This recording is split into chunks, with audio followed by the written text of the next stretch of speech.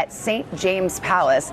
And it is here that in a few moments, Charles will be officially proclaimed king and then address the council and take an oath of service. This is a time-honored royal ritual going back to the 1700s, but for the first time, it has been open to the public and broadcast for the world to see. It is underway at this hour.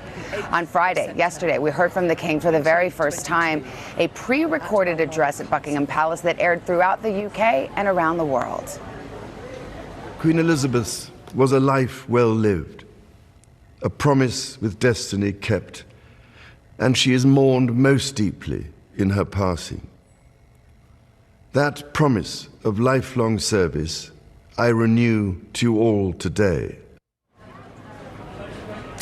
The king also got down to business, announcing his wife Camilla will now be Queen Consort and bestowing a new title upon his son, Prince William, the Prince of Wales, the very role that Charles himself held for more than 50 years. And William's wife, Kate, now Princess of Wales, of course, a name steeped in meaning, the role last held by William's mother, Princess Diana. And here at Buckingham Palace this morning, the crowds, the memorials to the Queen have been growing since the moment it was announced that she had died on Thursday. So we want to get right to NBC News senior international correspondent Keir Simmons, who's watching all of these events unfold. We are watching history this morning, Keir.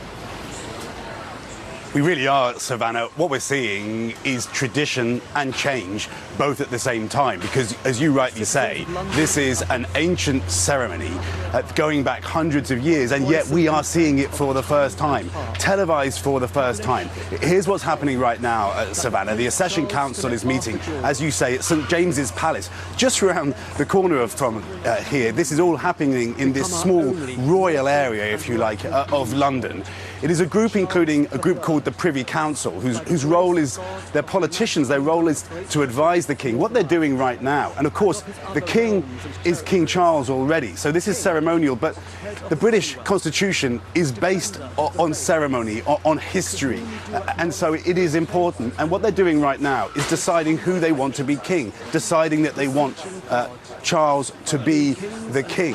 They will announce that the Queen is dead, announce that Charles is the next king, and then Charles will be invited in and he will make a personal statement. Then, Savannah, later today, and you just heard them, God save the king. So they have decided, as we are speaking, that they have a new king, and then just in around an hour's time, out on the balcony there of Buckingham Palace, they will read the declaration. There will be a gun salute. We just saw the guns come by, and it is a formal day, a historic day, and goodness me, a very personal day for King Charles.